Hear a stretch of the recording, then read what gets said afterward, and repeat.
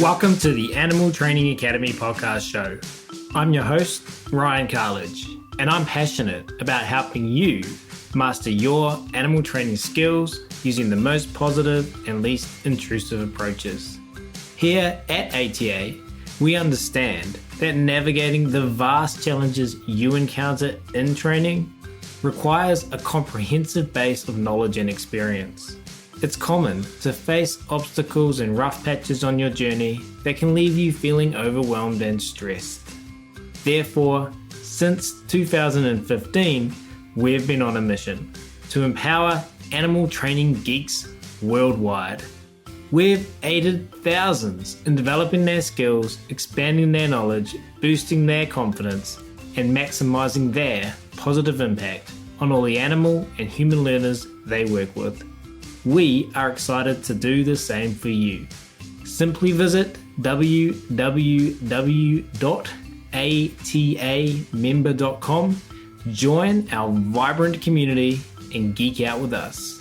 And of course, in the meantime, enjoy this free podcast episode as we explore new ways to help you supercharge your training skills, grow your knowledge, and build your confidence, so that you can craft a life that positively impacts every learner you encounter.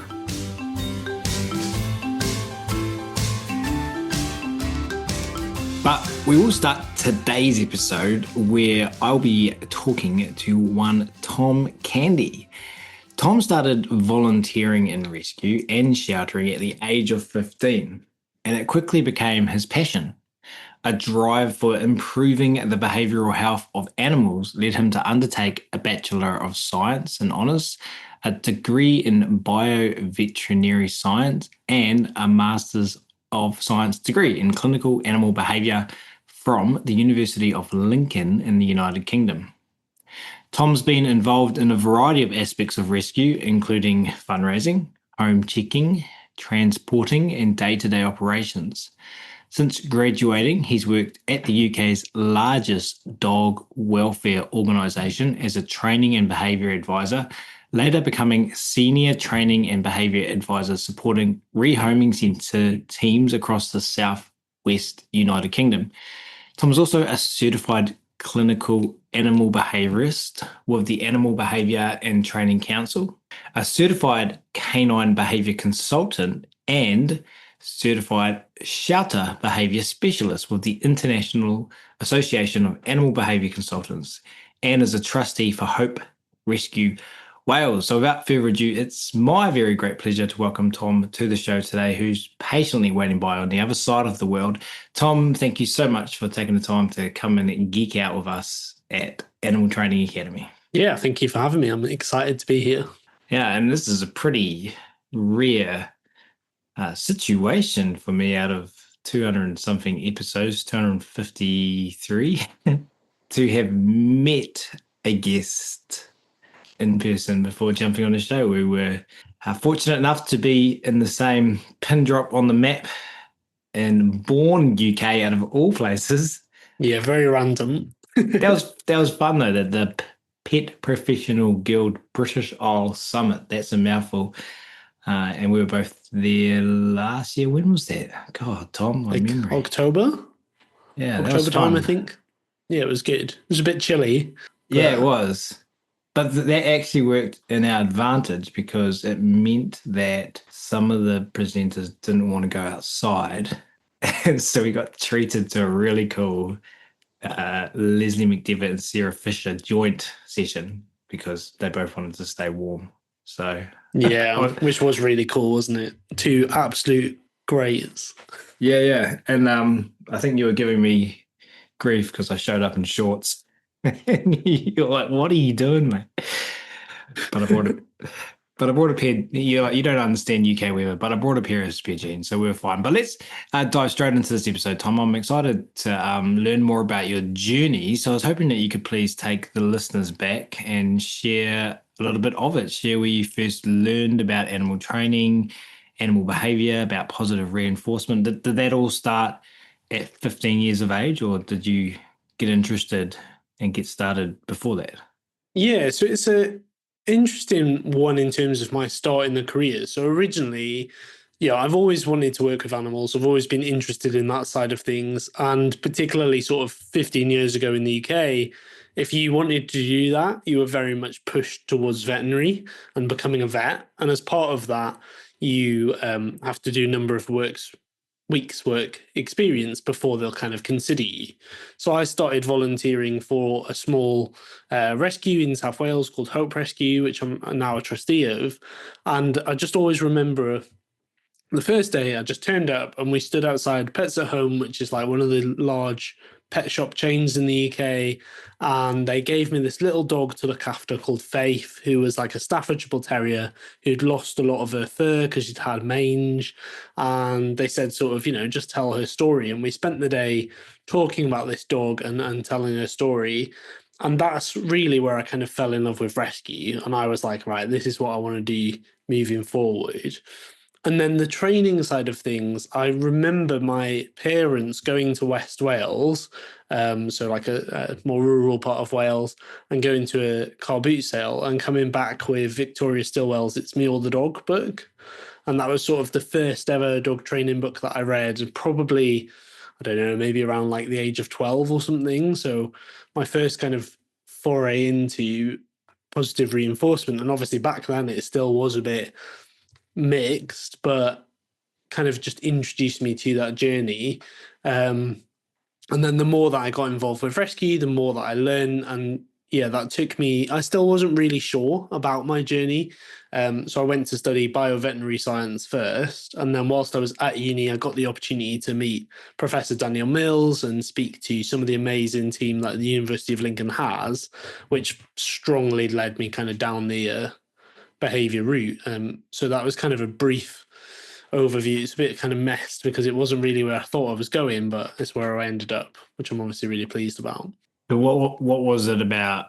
How old were you as well when you met Faith? And what was it about that experience that sold you on shelter work? I mean, I remember similar experiences in my life, so I'm kind of in my mind, I think, experiencing what you were experiencing then in terms of like, yeah, cool, this Yeah. is amazing. I want to do this. What was it about shelters? Yeah, so yeah, I think I was literally about 2 weeks into my 15th, like just after my 15th birthday.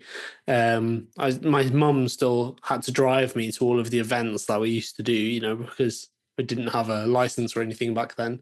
And I think it was just seeing this dog that he had obviously been through a bit of a struggle, had had a medical condition that had gone untreated, that the rescue was able to pick up and fix. And telling her story, and then ultimately then a couple of weeks later seeing her go home, just made me think like, oh, these dogs, like they don't really have anyone else, and we have this opportunity to take whatever experiences they've had and change those experiences to something hopefully a lot more positive and spread all of the great information that rescues can spread about welfare and improving quality of life and welfare and all those good things. Just kind of captured me really. And at that point I still wasn't sure whether I wanted to be a vet, but I was very strongly in the camp of kind of supporting these animals that didn't really have anyone else at that point when they come into the shelter. It sounds like quite a deep reflection for a 15-year-old. Would you say that in amongst your group of mates, you were like kind of focused on something in a time where kids are being kids and wanting to do kid things? Yeah.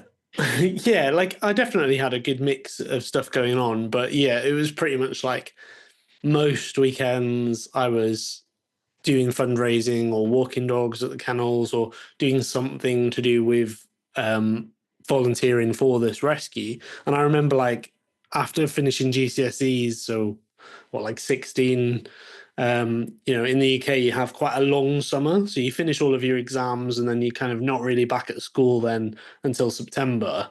And I remember just like moving all of these dogs around the country. So what Hope does is, at that point they didn't have like their own kennels or anything, so they used some foster homes, but they took a lot of the stray dogs who were at risk of euthanasia and then moved them to other organizations across the UK. So I just remember spending like hours and hours like in a van, not able to drive, just like there for the company, moving these dogs around the country. And it definitely like did help me kind of focus in on where I wanted my career to go. And I would say, like, yeah, out of my friends group, even to the point at uni, I was very clear in where I wanted to go and what I wanted to do, which is obviously a really lucky position to be in because it's meant that I've just kind of come this like, I know it sounds like cringy, doesn't it? But like rescue is literally in my life. It's like the only job I've ever had. It's the only thing I've ever done, which has obviously just allowed me to build a really great kind of experience base and work with a lot of amazing people to develop in that area.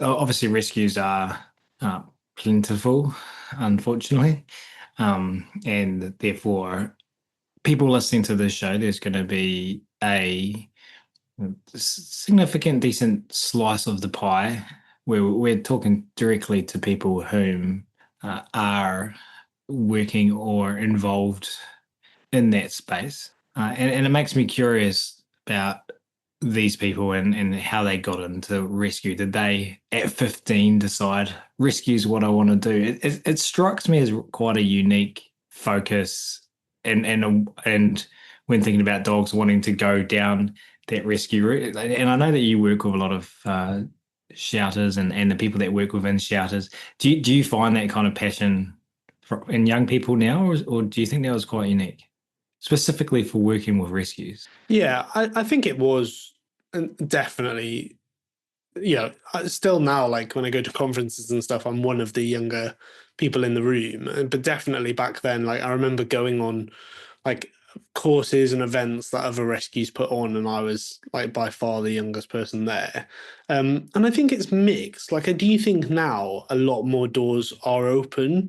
So like I think and particularly when we think about the behaviour world in the UK, there's a lot more universities now that offer it as a degree. So I think it's kind of more on the radar as like a career choice than it was before. But it's varied. Like I'm really lucky to work with some really passionate people who've been in rescue a very long time or are fresh in, but share some of the kind of ideals and drivers that I have. But yeah, I suppose it was definitely unique at the time and probably is still quite a unique position to be in. And I do feel really lucky to do that and still do a job that most of the time, which I'm sure we'll get into, but most of the time, I really enjoy and really love doing. And that you can see a difference. Like I think that's the big thing is like every day I go to work, I can see a difference that the teams that I work with are making. And I think that's a really privileged position to be in. And I'm not personally working in rescues myself, Tom, but we have a lot of our members who work in that space, and we talk a lot about it in our community. And over the years, many stories and many individuals have been shared in our membership areas in that space. So definitely got a lot of contact with it, but not working there directly. But I'm just going to feed you some assumptions I have, and you throw them back at me and let me know if they're accurate or not. But having come from a zoo background as well, I can imagine some parallels. And the ones I'm thinking about are working in that space. You said that you can see that you go there and you've made a difference to Faith or whatever Rover, whatever dog you're working with.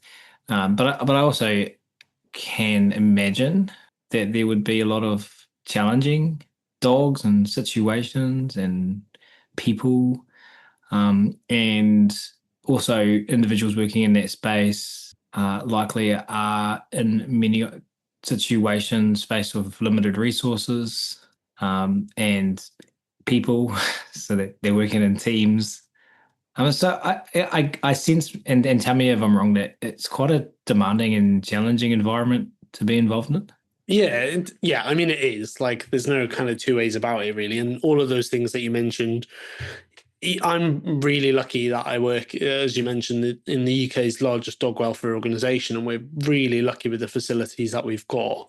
but there's still things that you're constantly wanting or needing or thinking about that you don't have access to. And time is one of the big ones. It seems like however many staff you've got in on a day, you could still do with another 10, or you could still find jobs that don't get completed by the end of it. And like you said, a lot of that is the drive for doing the best for these animals, because they are from challenging backgrounds, or there's difficult things happening at the time. So there is that element of it. And I think it just kind of feeds into a bit of camaraderie that you do get. Like, there's definitely down times, but I think you've got to become really good at focusing in on the good, because otherwise you would just get a bit kind of bogged down in all the negativity. And I think that is something that we're getting better about talking about as well, because I think before it was just kind of was, and then you carried on or you left the industry, which I think is a big shame. And particularly around COVID and all of the stuff that happened, I think a lot of people kind of reconsidered their choices and left the industry, which was a hard hit, because it means now, a lot of the new people coming in are learning from people who maybe don't have as much experience, and that adds to the challenge even more. But I think, yeah, we are starting to get a bit better about having conversations about the difficulties and mental health and um, empathic strain and all of those challenges that come with working in an environment like this. And I think the other thing that we've got to remember is it's so varied. Like, the resources available to rescues are so varied depending on which country you're in, which area of that country, how well presented the organization is to the public. And I know a lot of rescues that have amazing volunteers, and even within the same organization, I work with multiple centres, and I know some volunteers that come in and work with, the tricky dogs, or dogs that even some of the staff aren't keen to get out.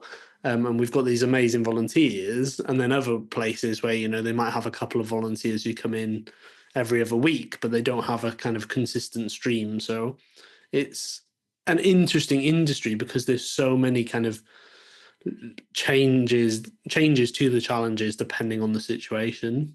Yeah, I was going to ask you how you personally maintain.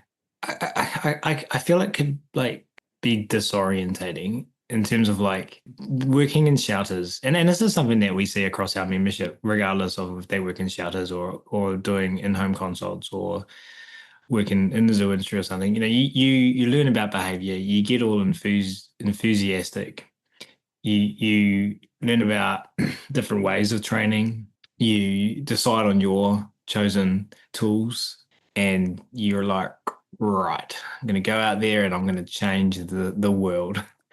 And then you hit that reality, you hit the resources and the teamworks, and also you said people were reconsidering their choices in COVID.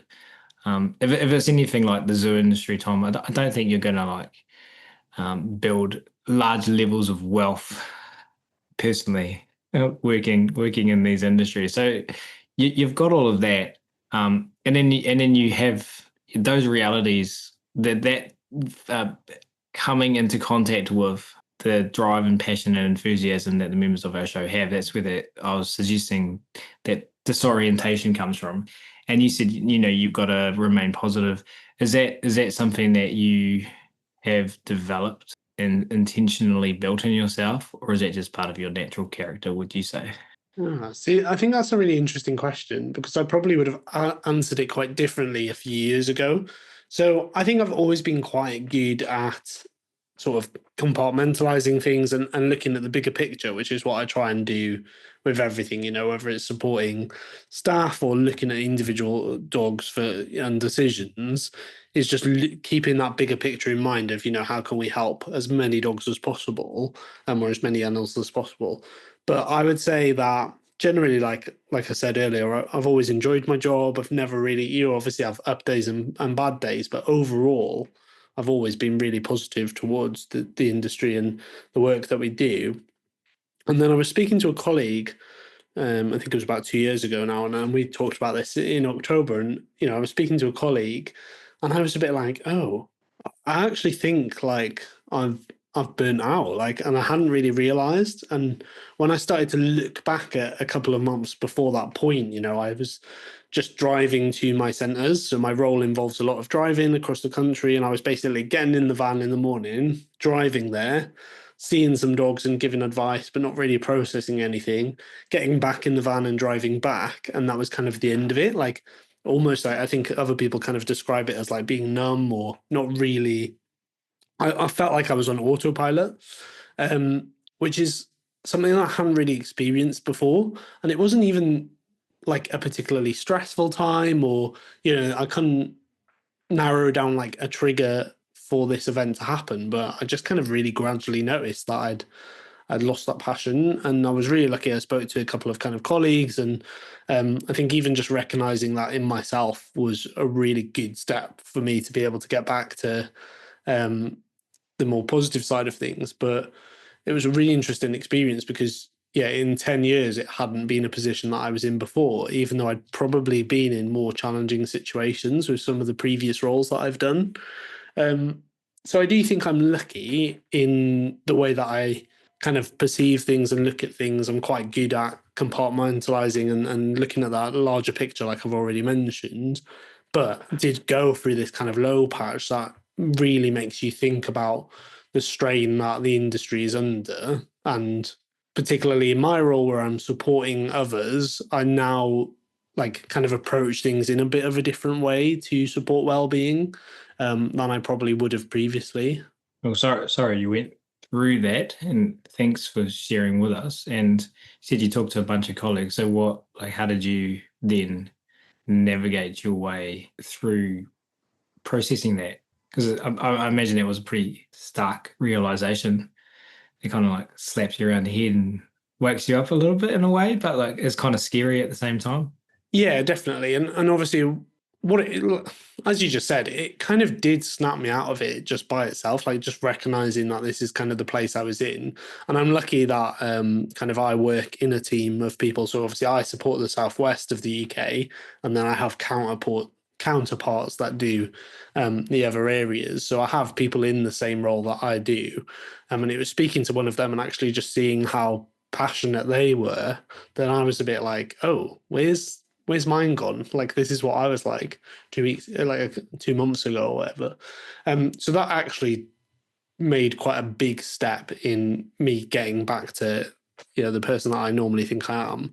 And then it was just maybe just talking through some of the things I was struggling with, which I just think I've been in the role that I do now, I've been doing for 6 years. So I think I just kind of reached a natural low of it all, even though it's different every day, it almost just became a bit monotonous. And I think, like I mentioned, I know everybody kind of struggled through COVID, and definitely in the shelter and rescue side of things, we're seeing the downside of that even now, and continually building on that. So I think it was just that combination of kind of 3, 4, 5 very stressful years, then leading to this point.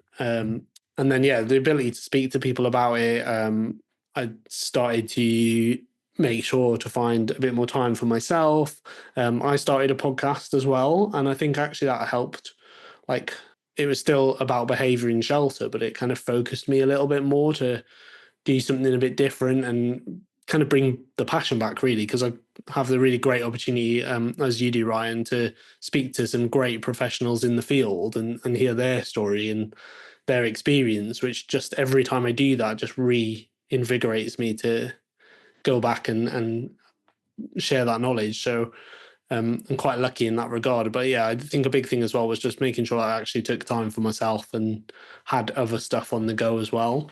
Tom, I remember in 2000 and I don't know, let's say 17, and I reached out to Dr. Susan Friedman and I said, yo, do you want to be on my podcast? I didn't say yo.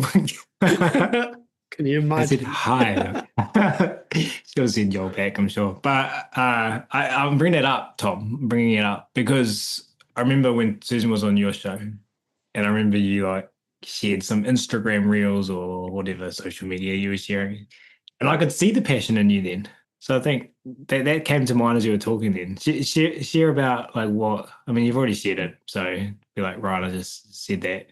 But how did you feel like kind of getting those opportunities to connect with people that up until stages in my life and your life, I imagine I'm not speaking on your behalf, Tom, so you can correct me, but they're people that were kind of at a distance maybe, or people that you learned from that were kind of like you felt you knew, but you didn't really know.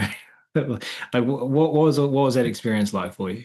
Yeah, definitely. So I think it was a combination of things for me. I think the first one is, like I said, I'm really lucky to have worked in an organization for it's 10 years in September. And it's a great organization to be a part of. But I think what happens is you become used to the norms in that organization, and then some of the frustrations start coming out because of how things were before or other experiences you've had. And I kind of got lost in that world a bit. So then when I started to open up and speak to other people from different shelters, you see some of the challenges they're facing, and it can bring things back into perspective, or it kind of changes your view of these micro frustrations that almost build up on top of each other. And then the flip side of that, the big part was, like you said, is these people that you kind of hold on a pedestal, and particularly Susan Friedman, like she's way up there for me. But these people that you've learned from, like you said, or you hold on a pedestal, or you really respect. And for me, it was them just how willing they were to give up their time and come to talk about dogs in these difficult shelter environments and how we could support them. Because I've never done a podcast before or anything, and I kind of started off with like people that I knew a bit, and kind of invited people that I'd spoken to, and then I was like, well, if you don't ask, you don't get, and started reaching out to much bigger names, and just thinking like, oh, I won't even get a reply. And I remember emailing like Jean Donaldson, and she was like, oh my God, like, yeah, I love talking about resource guarding in shelter. I'd be really chuffed to come and talk to you, and Susan and other people. And just seeing like how willing they are to give up their time to come and share their knowledge, I was a bit like, oh yeah, this is super cool. And like, this is how we can support staff and dogs, because I think it can be very lonely, and particularly if you work at a shelter that has a small behavior team or doesn't have a behavior team. Like, I speak to a lot of people who just feel a bit lost with the dogs in their care. And I think being able to give them a bit of guidance or support conversations and facilitate conversations that can help them it's pretty cool. Like, not gonna lie. Makes you feel good. Yeah, well, I mean, I've been doing this for 9 years now, so there's obviously reinforcers in there, and I think you've named some of them. So you said there, what happens? I'm going to butcher what you said here, but I'm going to paraphrase it. What happens in your organizations? You become used to those norms, and that, like, I feel like a word to sum that up would be culture. Culture being defined as a shared set of behaviors and ideas and values. Yeah. Yes, I would agree. Like, there's definitely can be a lot of frustration around culture in a number of the organizations that I know and work with. But I think it's also interesting when you've done a couple of different roles, and you're maybe working with people who are now in a role that you previously did. Um, and you remember how it was when you did it, and you don't necessarily think of how the world has changed around you. So the thing that we talk about, particularly in the UK at the minute, is like this perfect storm. So obviously during COVID, lots of people got dogs. Like, we couldn't get dogs into rescue quick enough to get them out again. Like, the supply versus demand was different to what we've ever seen before. And now obviously people are going back to work. These younger dogs are hitting adolescence, and they had less experiences because of lockdowns and all of that fun stuff. And then in the UK, and I know other places as well, obviously we've got this cost of living crisis now, where people are struggling to afford vet care and can't get behaviour help because of that monetary barrier. And these dogs are now coming into kennels, and you sometimes forget that all of that has happened. So you kind of look back to what we were able to achieve a few years ago, and that has moved. Like, I think that is now a reality that most rescues are putting their hands up and saying, like, we can't do what we used to do at the minute. Like, we're obviously all aiming to get back there, but it is like the landscape is so different to what it was when I started 10 years ago, that it's sometimes kind of, well, it's just difficult to live in this reality because you know what we could achieve before, and now there's just a lot more barriers in place to achieve that. And obviously we're trying to work around those, but I think that can just be tricky when you've been doing it for a long time and you've kind of lived through those changes, I guess. Yeah, it makes you think about something to get one through some of the things we've talked about today, and to have a career that spans a decade or more requires flexibility. So I was talking to someone about just as you mentioned there, the cost of living crisis, and someone made a statement like, "Oh, I'm just going to wait until things get a bit better." But it's like, hang on, like we were 2019, and there was COVID, and then there was like a global like recession and cost of living crisis, and now there's like all this geopolitical stuff going on. Like when are things going to get better? Like you need to roll with the punches, and that's been like something that I've only really learned recently, I think. But it sounds like that's also something that's going to be present in the shelter world, and like, how does flexibility and the need for flexibility play into your role and the role of people that work in the shelter environment? Yeah, I mean, it's just massively important because you just never know what's coming like the next day. And I think that's always been true. Like, you just don't know if somebody's going to ring you up and say, so there's 150 dogs in this like hoarder situation that you need to like find space for. And you're like, oh, cool.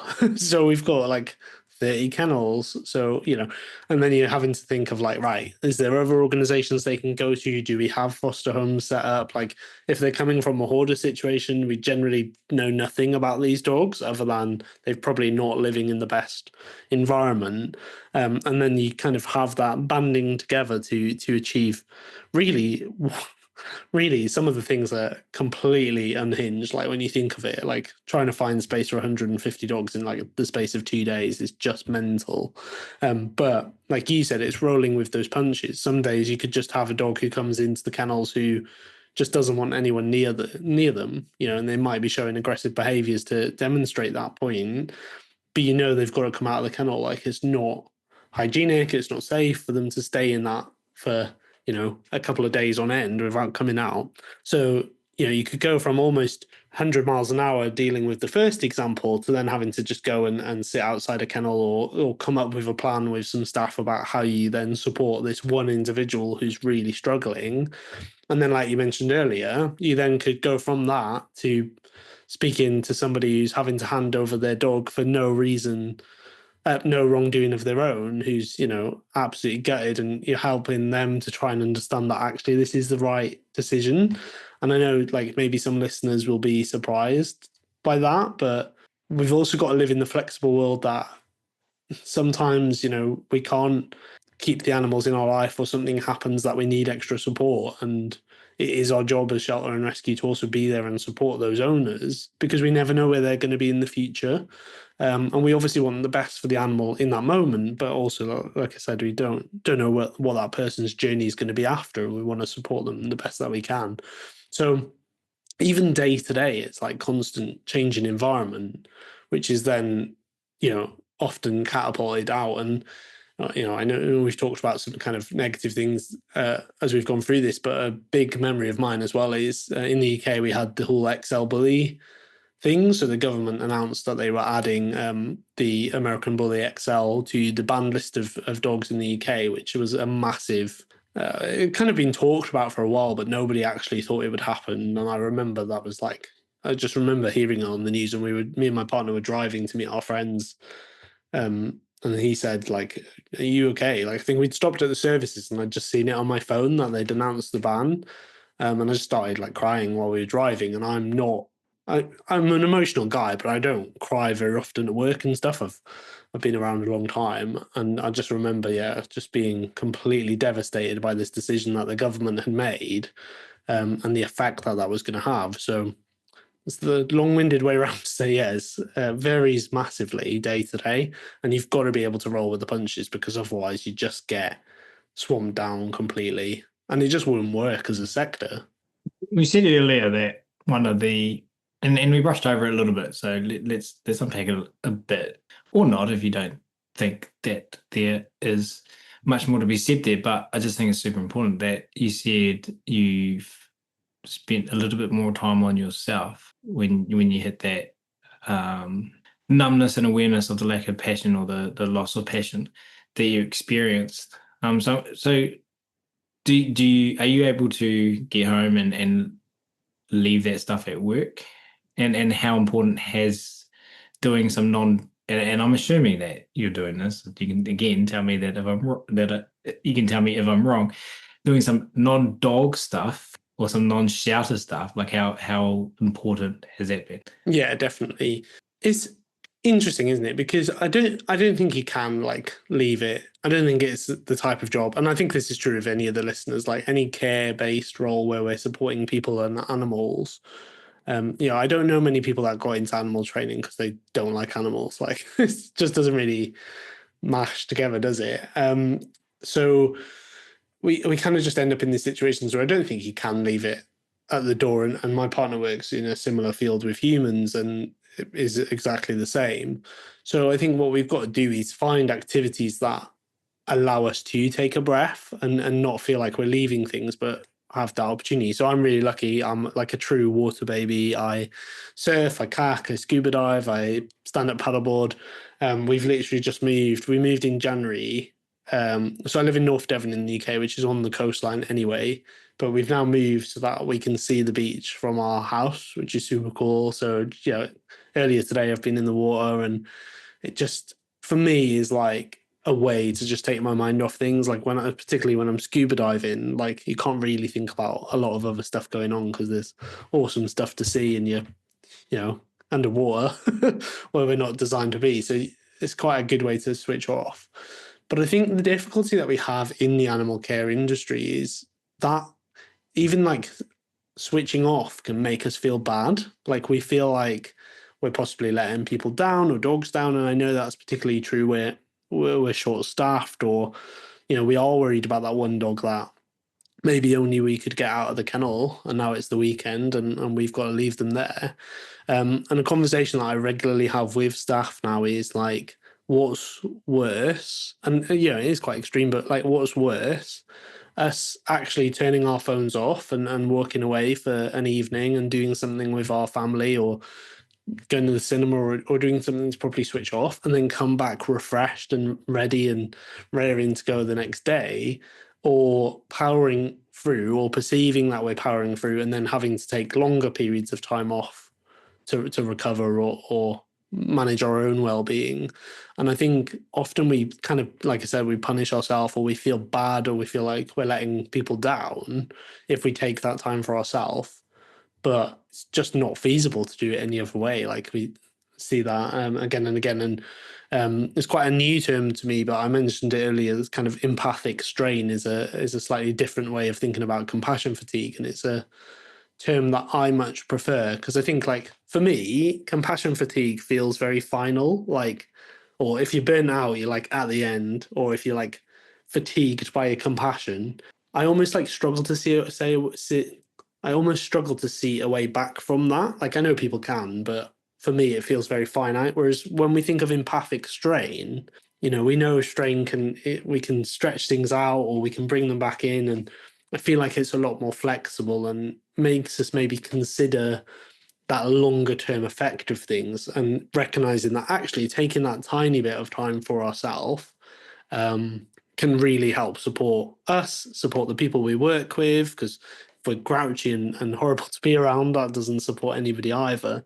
And obviously support the animals in our care. But yeah, a phrase that I quite often say is like, we're not working with tins of beans.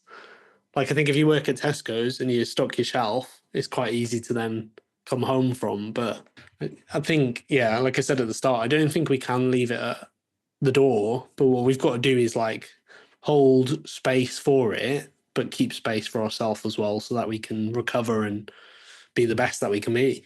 Such a British example to give a tin of beans. I remember my British friend came hitchhiking over here and she got a lift and the people that gave her a lift were like, "Do you want to come stay at our house?" And she got there, and they're like, "Okay, we're gonna make some beans and potatoes for dinner." She's like, "No." I try to get away from home. Anyway, we digress. Thank you for sharing all of that. I also just wanted to draw on something, and I hope it's valuable for you, the listener. But working in these team environments and thinking about um, culture and some of the things we talked about today, and what you bring as an individual. I recently did this online strength finder exercise, Tom. So I had to pay for it.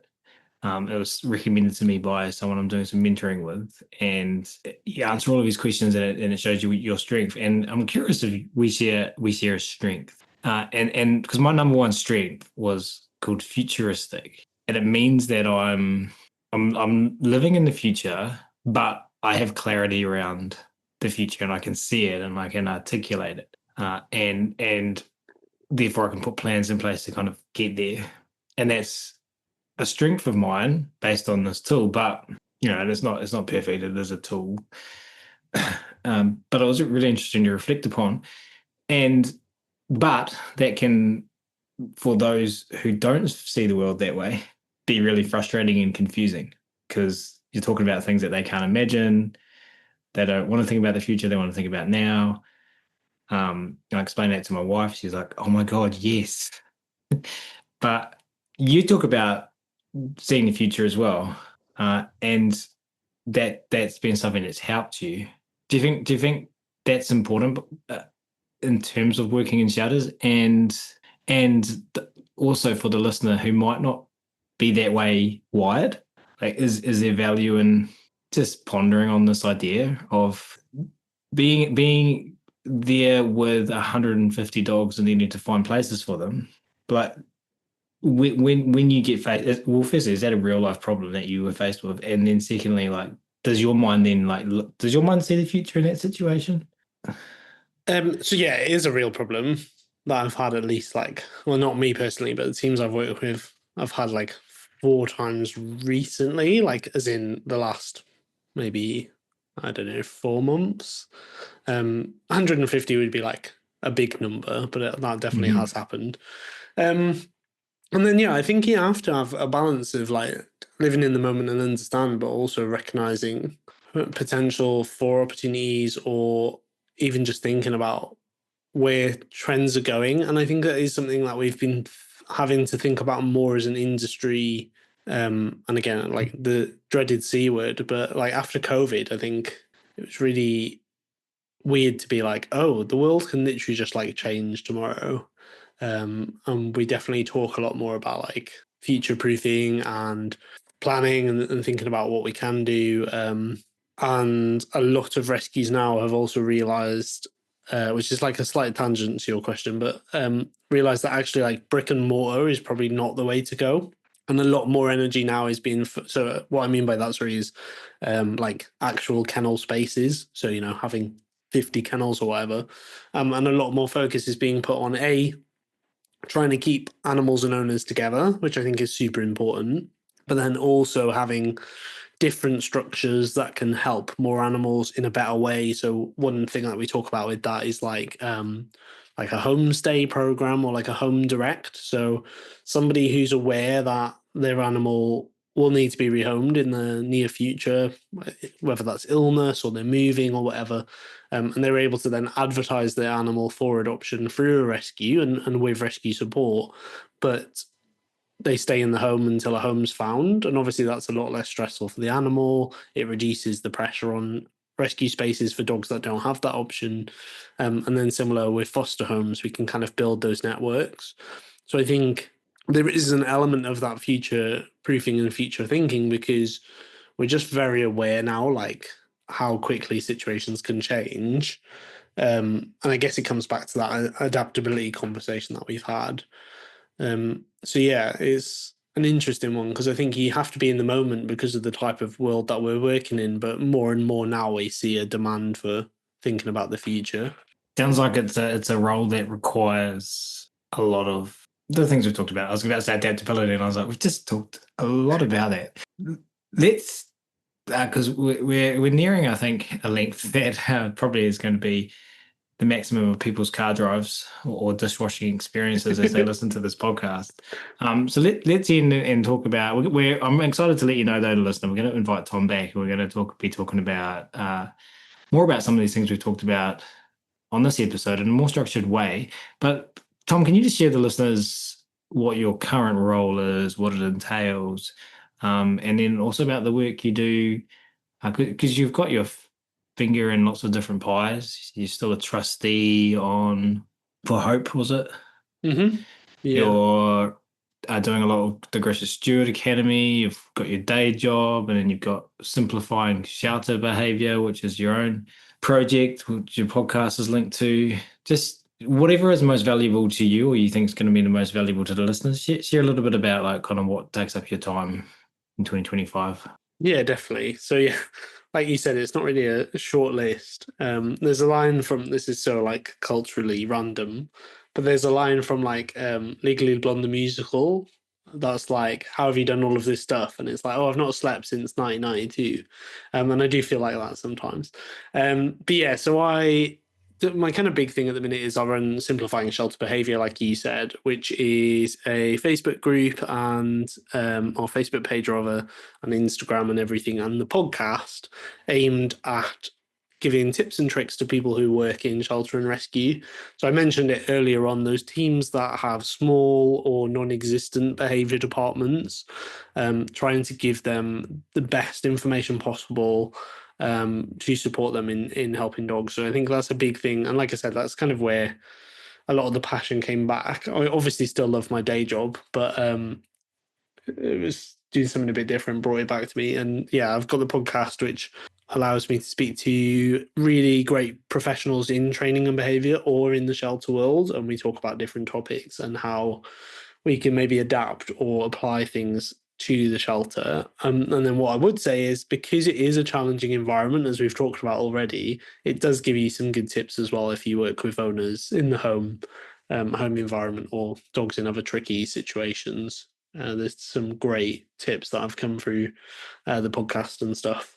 So that takes up a lot of time. And then, like you said as well, I'm on Grisha's team, so I help out with her side of things, which is super fun. There's some great people in that organization that I like doing things. So we do case studies, and we've literally just come off a members meet talking about how we can support our aging dogs. So that was really fun to listen to everybody's shared experiences and come up with some great ideas for supporting our pets. Amazing. And if somebody is listening to this podcast and they wanted to reach out or use some of your, looking currently at your simplifyingshelterbehaviour.com website, Tom, there's a drop-down menu. It says services for shelters. If they wanted some of your services, what kind of help could they get from you? Yeah, so we generally split the service, individually, split the services into three things. So we do individual animal support, which is case studies, or case reviews. If you've got a tricky dog or cat that you're struggling with, we sit down and look at options and discussions. So it's just a bit of guidance around that. And then we do team support, which is staff training, staff development. So either group sessions online. If you're in the UK, obviously, I can travel. We do group sessions focused on specific topics or just development needs. And then we do organizational support as well. So looking at standard operating procedures. If you've got particularly challenging things, regular occurrences that you want to look at and address, I'm more than happy to talk through that side of stuff as well. So there's kind of those three pillars to hopefully improving behavioral health for the animals in our care. Awesome. Well, we will link to Simplifying Shelter Behaviour and Tom's socials in the write-up for this episode. But obviously, you'll have smartphones now, and you don't need to actually go to podcast write-ups to find links, so you can Google all of that yourself. Yeah. Tom Candy, your picture on Facebook is a diving picture. Am I correct? It is, yeah. Yeah. So therefore, you can identify Tom from one of his passions on Facebook. Well, Tom, this has been, of course, so much fun. Thank you so much for coming and hanging out with me. on this first of our 2 episodes for you guys, the listeners on Animal Training Academy. Really appreciate your time and look forward to doing part 2 with you. For the listeners, we're going to do it directly after, even though it's going to be 2 weeks later, directly after. Thank you so much. Brilliant. Thank you for having me. And thank you so much for listening as well. This is your host, Ryan Cartledge, signing off from this episode of the Animal Training Academy podcast show. We hope today's conversation inspired you and equipped you with new tools for your trainer's toolbox. Remember, every challenge in training is an opportunity to learn and sharpen your animal training geekery. Embrace the rough patches, learn from them, and keep improving. And don't forget, the path to growing your skills and expanding your knowledge continues beyond this episode. Visit www.atamember.com to join our supportive membership, where you will find a community of trainers just like you. Together, we're making a huge positive difference in the lives of animal and human learners worldwide. Until next time, keep honing your skills, stay awesome, and remember, every interaction with an animal or human learner is your opportunity to create ripples. We're here cheering you on every step of the way. See you at the next episode.